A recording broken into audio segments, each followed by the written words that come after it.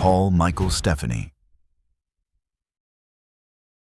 A killer was stalking the Minneapolis area, and after each attack, a sobbing, weeping voice would call the police. For 2 long years, no one realized that the weeping caller and the killer were the very same man. Paul Michael Stephanie was born in 1944 in Austin, Minnesota, the second of 10 children in a strict household. He worked for years as a janitor, including a job at a manufacturing company from which he was fired in the late 1970s, and his first victim's body would later be found near that very place. He married, fathered a daughter, and later divorced. He also carried a prior assault conviction and a documented history of mental illness. And he would later tell people that voices in his head urged him to kill, telling him that it was time. So how did a troubled and outwardly ordinary man become one of Minnesota's most chilling killers? Between the final hours of 1980 and the late summer of 1982, Stephanie attacked 5 women across the Minneapolis and St. Paul area, killing 3 of them and leaving 2 others to survive. His first known attack on New Year's Eve in 1980 left a young woman named Karen Potak gravely injured but alive, with severe and lasting trauma. Months later, an 18-year-old named Kimberly Compton was killed on what was only her first day in the city, near a freeway construction site. A third victim, a woman named Kathleen Greening, died in her own home in the summer of 1982. And that August, a 40-year-old nurse named Barbara Simons was killed after he met her at a bar and gave her a ride home. Each attack deepened the fear across the Twin Cities, and each one seemed to follow a pattern that police could sense, but not yet break. The recorded calls had become a grim signature, studied closely by investigators who were desperate to put a name to the weeping voice. For 2 years, that voice taunted and tormented the Twin Cities, a killer who seemed to want to be stopped but would not stop himself. But it was what happened after the attacks that gave Stephanie his lasting and unsettling nickname. After most of the attacks, he placed anonymous calls to emergency dispatchers, weeping and pleading in a high, distinctive voice, and the press came to call him the weepy-voiced killer. In one call, he begged dispatchers to find him, saying that he could not stop himself, that he kept killing. In another, after the death of Barbara Simons, he apologized for the killing, named Kimberly Compton as his first victim, and said that he did not know what was wrong with him. Why would a killer call again and again, almost begging to be caught, and yet never quite give his name? That same instinct, the urge to call, is what finally undid him. In August 1982, Stephanie attacked a 19-year-old woman named Denise Williams, but she fought back fiercely and survived, wounding him badly in the struggle. Bleeding from that very fight, Stephanie then placed a call to 911, this time asking for an ambulance for himself. And an officer who heard the recording recognized the high, distinctive voice from the earlier weeping calls. The man who had cried anonymously into the phone for nearly 2 years had finally, almost accidentally, identified himself. His own voice had given him away at last. So how did the case finally end? Stephanie was tried and, in 1983, convicted of the murder of Barbara Simons and the attempted murder of Denise Williams, receiving lengthy prison sentences for both. For years afterward, the other attacks remained officially unresolved, even as investigators strongly suspected the connection between them. But the story was not quite over. In 1997, terminally ill with cancer, Stephanie gave a detailed confession from his prison cell, admitting to the murders of Kimberly Compton and Kathleen Greening and the attack on Karen Potak, and closing those long open files at last. He died the following year, in 1998, in the infirmary of a Minnesota maximum security prison, a weeping voice on a phone line, a survivor who fought back hard enough to mark him, and a killer who, in the end, had been calling on himself all along. The next case is one of the most infamous in all of American criminal history. A man who drove 1,000 miles away and then picked up a phone to call the police and confess. Edmund Kemper. He was a towering, soft-spoken man who drank with police officers at their own favorite bar. None of them ever guessed that the friendly giant sitting beside them was a serial killer. Edmund Kemper was born in 1948 in Burbank, California, and was reported to have tested with an unusually high IQ. His childhood was deeply troubled, marked by a difficult and often cruel relationship with his mother. At 15, he shot and killed his paternal grandparents at their California home, and as a result, he was committed to a state hospital, where he was treated for several years. Doctors there had reservations, but he was nonetheless released back into his mother's care on his 21st birthday, a decision made against the recommendation of medical staff. So how did a teenager released from a psychiatric hospital go on to become one of the era's most notorious killers? Standing 6 feet 9 inches tall, Kemper worked for the State Highway Division and was a familiar, well-liked face around Santa Cruz, where he socialized with local police officers at a bar they frequented, earning the friendly nickname Big Ed. He had reportedly once hoped to become a police officer himself, but had been rejected because of his great size. Between 1972 and 1973, he murdered 6 young women, many of them college students he encountered as hitchhikers along the California roads. He often picked up hitchhikers in plain daylight, an ordinary-seeming driver on ordinary roads. The genial giant who chatted easily with police was, in secret, a hunter. How could the very men who drank beside him have failed to see it?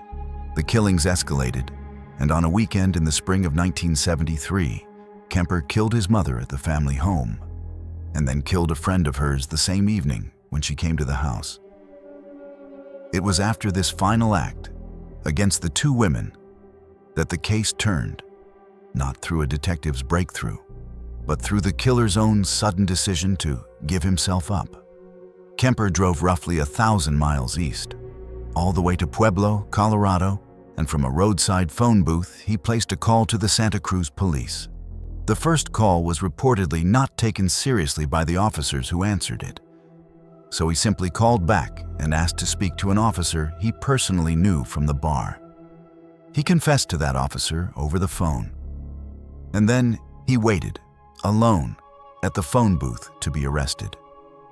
Why would a man who had evaded all suspicion for so long simply hand himself in like that, when he could have kept driving? When officers reached him, Kemper gave a full and detailed confession to all of the murders he had committed. At his trial in 1973, the jury rejected an insanity defense and convicted him on 8 counts of first-degree murder. Kemper reportedly asked the judge for the harshest possible punishment for himself, but with the death penalty then unavailable in California, he received 8 concurrent life sentences instead. In the decades since, Kemper became known for cooperating at length with FBI interviewers, and his calm, articulate accounts of his own crimes have made him one of the most studied figures in the history of criminal psychology. It is a strange and unsettling legacy for a man who began by killing his own family. So where is Edmund Kemper now? He remains incarcerated at a California medical and correctional facility.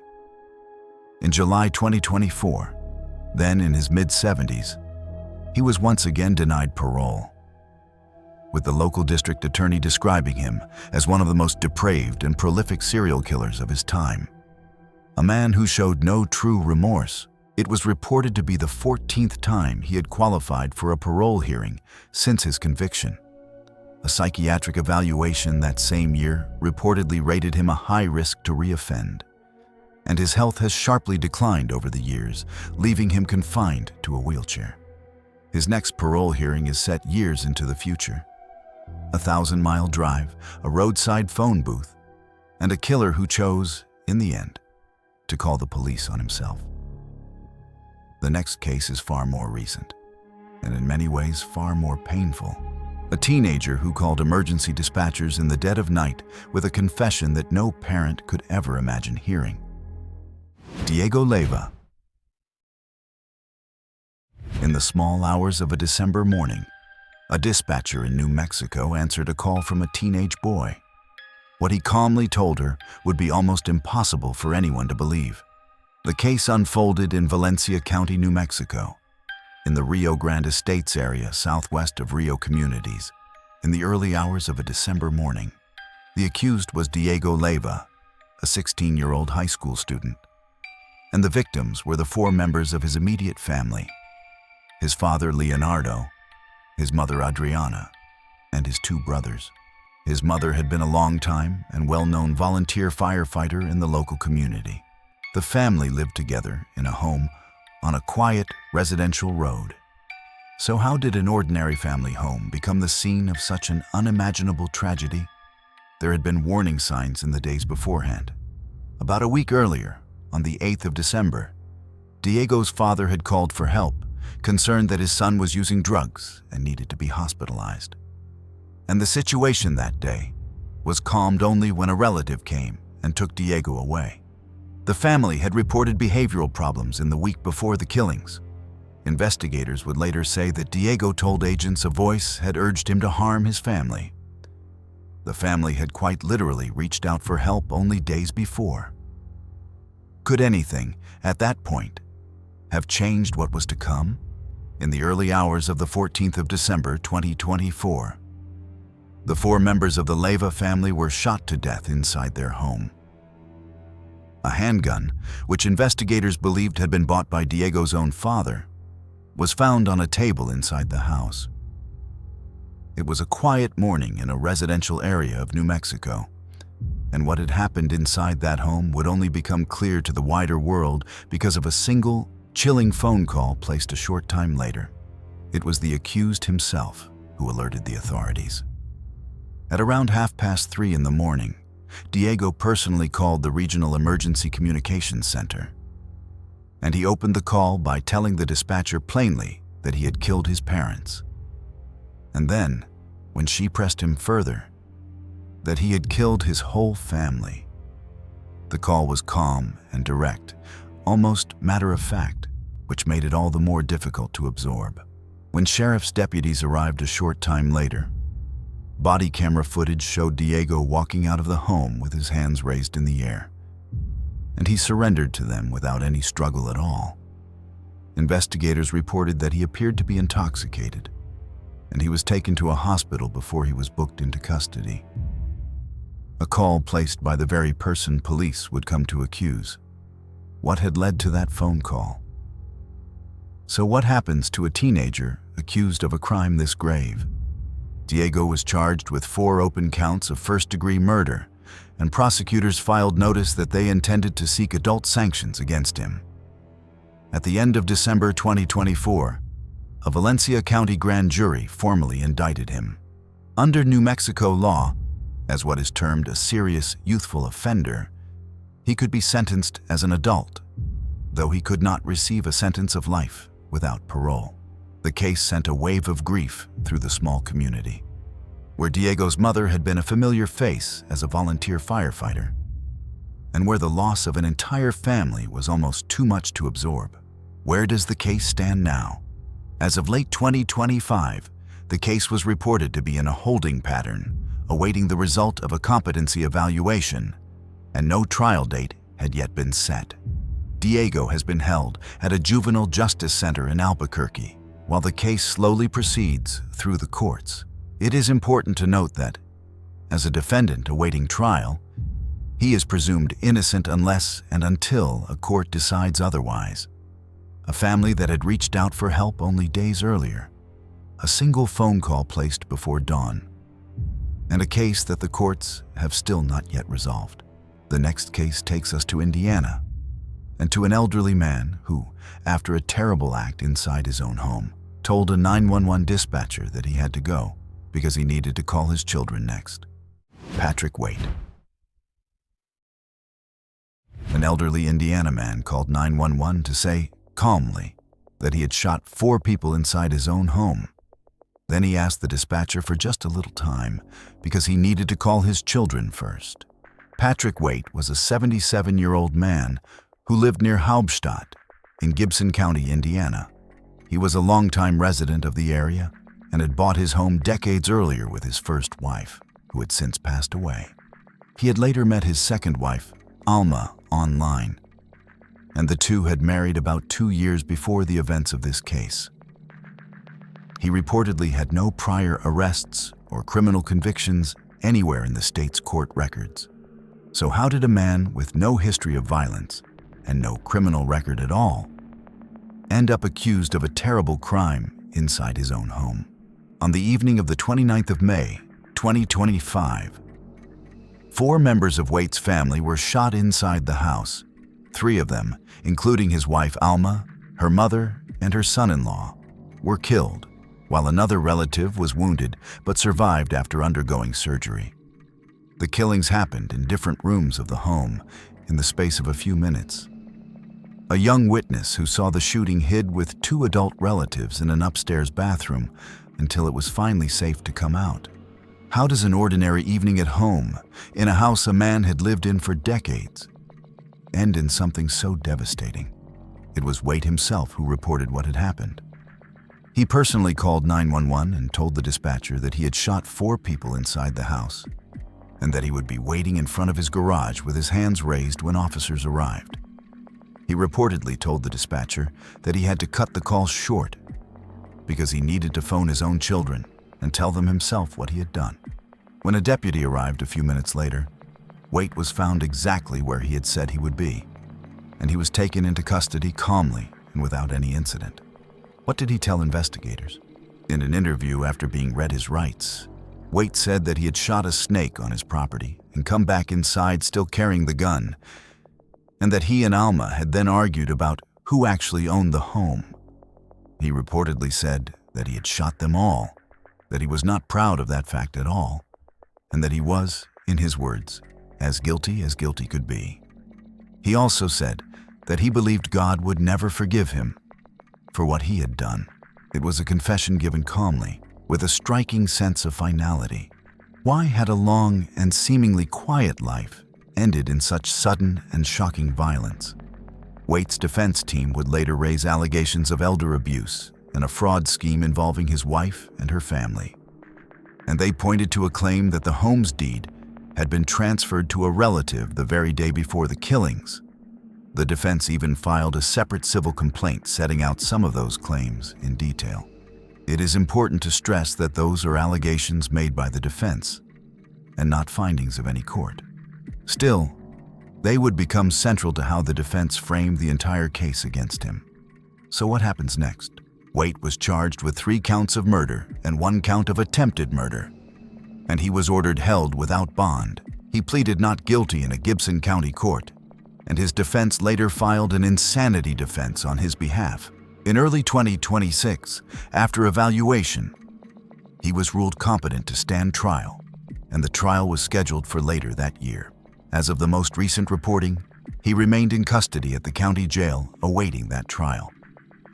As a defendant awaiting trial, Patrick Waite is presumed innocent unless and until a jury decides otherwise. A long and quiet life, a bitter dispute over a deed, and a man who paused a 911 call so that he could speak to his own children. The next case is one of the most haunting on this entire list. A man who quietly carried a terrible secret for nearly 15 years before he could no longer bear the sheer weight of it. Tony Peralta. For almost 15 years, a man in New Mexico hid a terrible secret beneath the floorboards of a house. Then one day he borrowed a stranger's phone and called 911 to confess to all of it. Tony Peralta was a tenant in the Roswell, New Mexico, home of his landlord, a 69-year-old man named William Blodgett. By his own later admission, Peralta was, at the time, heavily abusing methamphetamine, and his life was deeply unstable. He would later tell police that his landlord had always been good to him, and that he had taken the man's life for no reason at all. There was no long-running feud, no elaborate plan, only a sudden and senseless act. So how did a quiet landlord come to vanish without a trace? And how did the truth about it stay hidden for so very long? Around the end of December 2008, Peralta killed William Blodgett inside the home using a screwdriver, and then concealed the body beneath plywood floorboards in a room on one side of the house. Blodgett was reported missing by his son in early January 2009, when family members could not reach him. Peralta was an early suspect, as a witness said the landlord had accused him of theft and had tried to evict him. But a search of the property with a cadaver dog turned up nothing at all, and the case eventually went cold. For nearly 15 years, it stayed that way, an unsolved disappearance with no body and no answers. And Peralta carried on with his life as the years passed. How long can a person carry a secret like that? That one before the weight of it becomes unbearable. For Peralta, the answer turned out to be almost 15 years. In May 2023, he walked into a convenience store in Roswell, borrowed a stranger's cell phone, and used it to call 911 and report that he had killed someone. He then returned the phone to its owner and simply walked back outside, sitting down on a curb to wait for officers to arrive. He made no attempt to run, and he made no attempt to hide himself. After nearly 15 years of silence, he had quietly decided to end it himself on an ordinary afternoon, with a phone that was not even his own. Body camera footage released afterwards showed Peralta calm, chain-smoking, and repeatedly thanking the officers who came to him. He told them that he was confessing because he did not want to live any longer without doing so, and that he was simply tired of covering it up and tired of living with his lie. He also said plainly that he had no excuse for what he had done, that many people have an excuse, but that he did not have one. He spoke openly to police about how heavily he had been abusing methamphetamine at the time of the killing. There was, in his account, a kind of exhausted relief in finally saying it aloud. What does it take for a person to finally break a silence held for so many years? Peralta led officers directly to the burial site, where investigators executed a warrant and recovered human remains, including bones and personal items, from beneath the plywood floorboards. For nearly 15 years, the answer had been hidden in plain sight, in a room of that very same house. The cold case, untouched and unsolved for so long, had finally been brought to an answer by the only person who had ever truly known it. So how did the case end? Peralta was initially charged with first-degree murder in Chavez County. In September 2023, he pleaded guilty to second-degree murder, and he was sentenced to the statutory maximum of 15 years in prison, followed by a period of parole. He is now serving that sentence within the New Mexico correction system, with his release expected later in the decade. It is a rare kind of case, one where the only thing standing between a killer and a lifetime of freedom was his own conscience, and a memory that he could no longer bring himself to carry. A secret buried beneath a floor, a phone borrowed from a stranger, and a man who decided that he could no longer live a single day without confessing what he had done. The next case is one of the most recent on this list. A young man who called 911 and told dispatchers plainly what he had just done to his own parents. Jonathan Turk. A young man in Arizona picked up the phone and calmly told a 911 dispatcher that he had just killed his parents. He said that he was angry they had been forcing him to take medication. Jonathan Turk was a 29-year-old man who lived near his parents, Scott and Tina Turk, in Peoria, Arizona.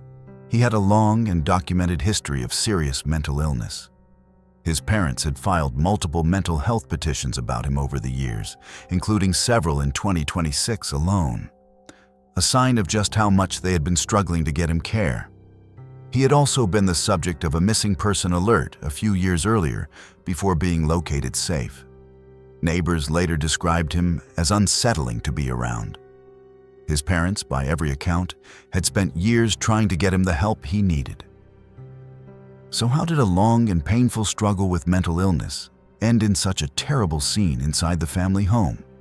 On the 31st of March, 2026, Turk's parents were killed at their home near 83rd Avenue and Joe Max Road in Peoria. According to court documents, the weapons used in the killings were recovered from a trash can inside the home. Police would allege that he had attacked each parent in turn inside the house. The parents, Scott and Tina Turk, were both in their 50s and 60s and were well known to neighbors on the street. It was a quiet residential street in a suburban part of the Phoenix area, the kind of street where nothing is expected to happen. And the family's long and documented private struggle was about to become public in the worst possible way. It was Turk himself who reported what had happened. At around 6:30 in the evening, he personally called 911 and admitted that he had killed his parents. He told dispatchers that he was angry his parents had been forcing him to take medication. He told the dispatcher that he would step outside with a water bottle in his hand and wait there calmly for police to arrive. He was taken into custody without any incident, and he later declined to make a formal statement to detectives. A man who had just confessed everything on a phone line, and who then, in the interview room, chose to say nothing more at all. A police spokesperson later summarized it simply, saying that the son of the two adults had called and stated that he had just killed his parents. For neighbors, the news was deeply unsettling, but in a quiet and uncomfortable way, not entirely a surprise. One neighbor said that she had always tried to walk on the other side of the street when she saw him, because she had young children of her own. What does a community do when a family's long and private crisis suddenly becomes a very public tragedy? So what happens next? Turk was charged in early April 2026 with 2 counts of first-degree murder and 2 counts of second-degree murder, and he was held on a $2 million cash-only bond. At his initial appearance, a prosecutor told the court that there were real concerns about his mental health and his mental stability, and pointed directly to his multiple prior mental health petitions, including 3 filed in 2026 alone. A preliminary hearing was set for later that month. Under Arizona law, the case carries the potential for the death penalty. The long mental health history that runs through the whole of this story will almost certainly sit at the very center of whatever comes next in court. Where does the case stand now? As of the most recent reporting in the spring of 2026, Turk remained in custody at a Maricopa County jail, with the case still in its earliest stages, and the outcome of his preliminary hearing not yet publicly confirmed. It must be said clearly that, as a defendant awaiting trial, Jonathan Turk is presumed innocent unless and until a court decides otherwise.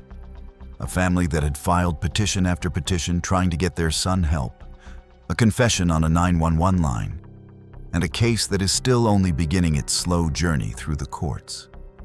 The next case takes us overseas to one of the most disturbing crimes in modern history, and to a man who confessed not by calling police, but by writing them a letter. Javed Iqbal. A man in Pakistan confessed to one of the most horrifying crimes imaginable. He did not call an emergency line because there was none to call. Instead, he mailed a letter and walked into a newspaper office. Javed Iqbal was a man from Lahore in Pakistan. Born around 1961, one of several children of a wealthy businessman. He was educated at a local college and went on to run a steel recasting business of his own. In the 1990s, he was twice accused of crimes involving young boys, and he claimed that he had been badly beaten by associates of one accuser, and that the stress of it all contributed to his mother's death. He said afterward that he had vowed a kind of revenge against society, reportedly saying that he wanted 100 mothers to weep for their children as his own mother had wept for him. So how did a businessman from a comfortable family become responsible for an almost unimaginable series of crimes? A note is important here, before the case itself. Pakistan does not use the emergency number 911, and Iqbal did not call any emergency dispatcher at all. He belongs on a list of confessors for a different reason entirely: the extraordinary and very deliberate way that he chose to turn himself in to the authorities. Iqbal confessed to the murders of around 100 boys in Lahore, most of them runaways, street children, and orphans. the kind of children whose absence might not be quickly noticed. He lured the boys to his home in the city, and he disposed of the remains afterward.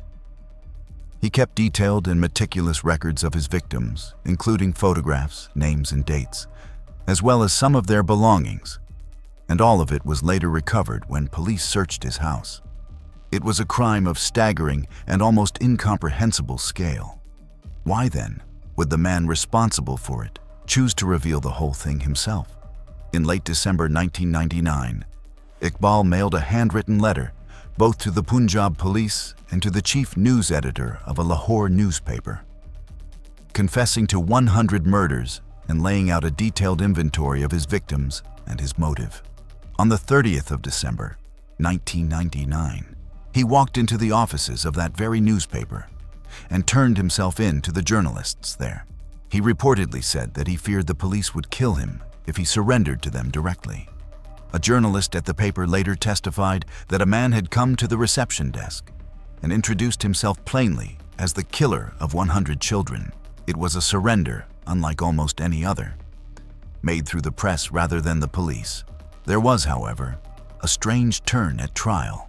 Iqbal later retracted his confession entirely, claiming that the letter had been a political statement, one meant to draw attention to the plight of Pakistan's many missing children.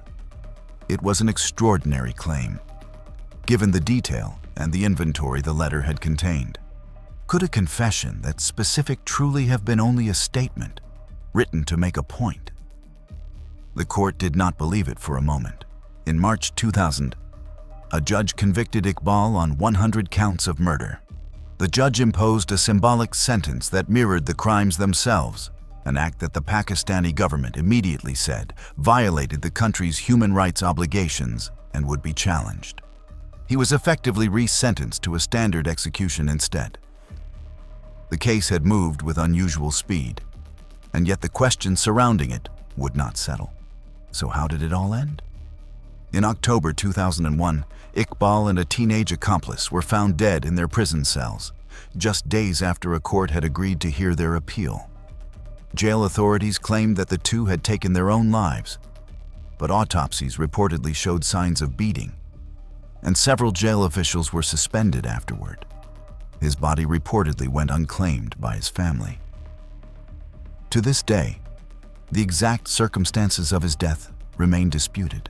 A confession sent through the post, a deliberate surrender at a newspaper office, and a case that ended in its own grim and unresolved mystery.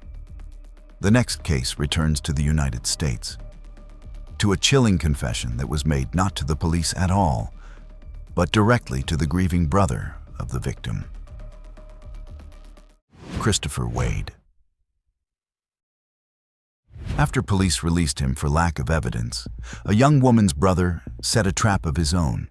He recorded a confession, and then he put the killer himself directly on the phone with a 911 operator. Christopher Wade was a young man, around 23 years old, who lived in an apartment in Westminster, Colorado. He was a criminal justice student at a college in the Denver area, who, by one account from a former teacher, had said that he wanted one day to become a police officer. It is a detail that gives the case a particularly unsettling edge.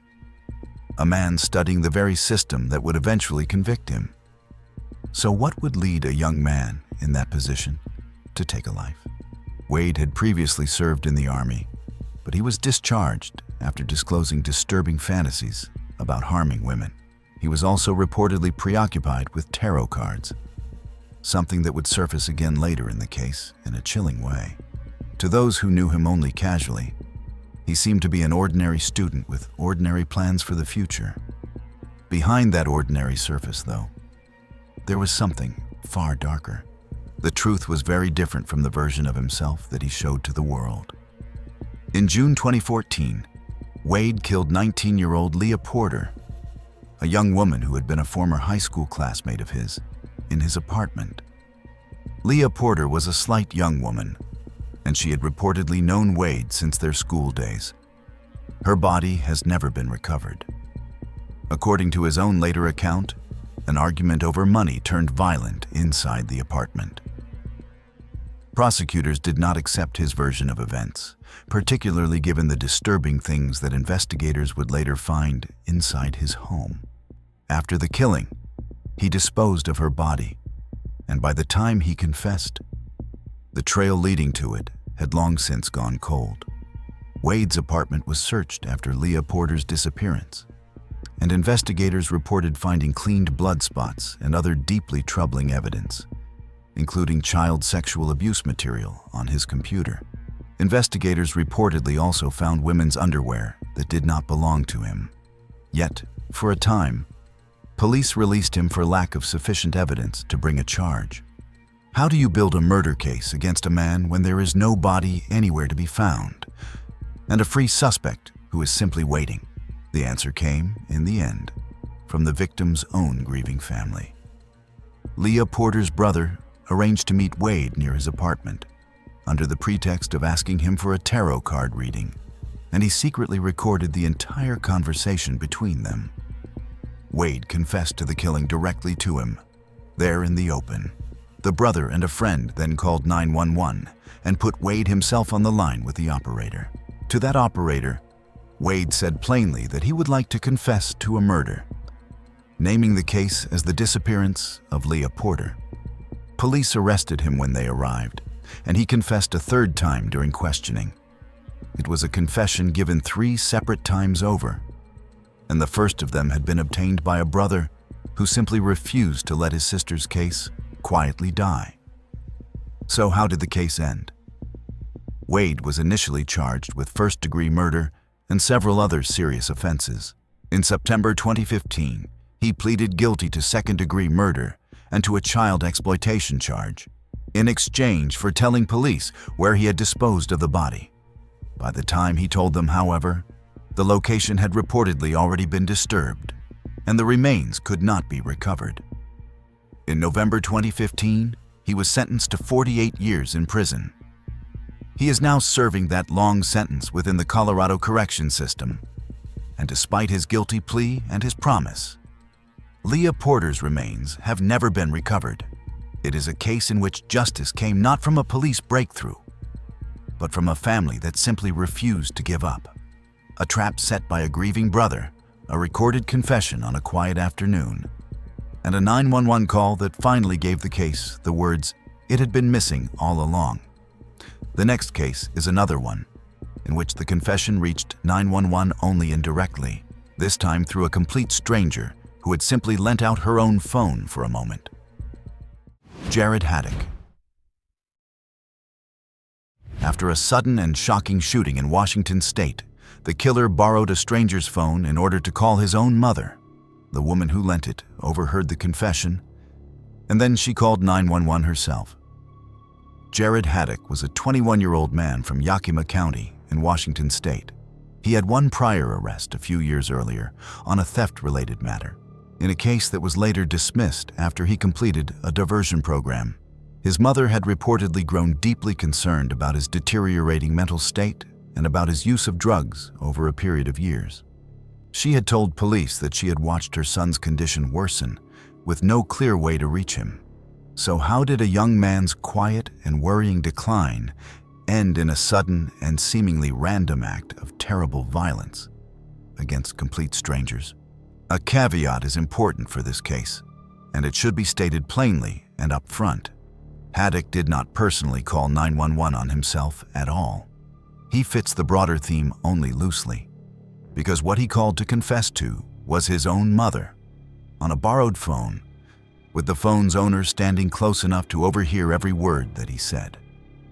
It was a confession that became public almost entirely by accident, through a chance encounter in a parking lot. In the early hours of the 24th of January, 2023, Haddock walked into a convenience store in Yakima and, without saying a single word, opened fire, killing 3 customers who were inside. He reportedly even reloaded at one point during the attack. The 3 people killed were Jeffrey Howlett, Nikki Godfrey, and Roy Nobe Jr., 3 strangers who happened to be in the store at that hour. He then walked to a nearby gas station, fired at his own car because his keys were locked inside it, and fled the scene on foot. He briefly visited his parents' home, and then he moved on toward another part of the city. Police, meanwhile, had begun a search, with surveillance footage from the store giving them a description of the gunman. The attack itself appeared to be entirely random, with no connection at all between the gunman and his 3 victims. Why those 3 strangers? And why that particular store in the dead of night? What happened next is the unusual part of this case. Later that same day, Haddock approached a woman in a store parking lot and asked if he could borrow her phone. He used it to call his mother, and he made incriminating statements that the woman standing nearby could clearly overhear, including an admission that he had killed those people, and he threatened to take his own life. The woman quietly took her phone back, walked away to a safe distance, and then called 911 herself to give police his exact location. Haddock's own mother also called 911 after she had spoken with him.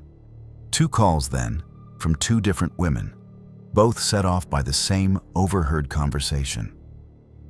It was a confession overheard purely by chance, and then passed on to police by a stranger who had done nothing more than a small kindness for a man in a parking lot.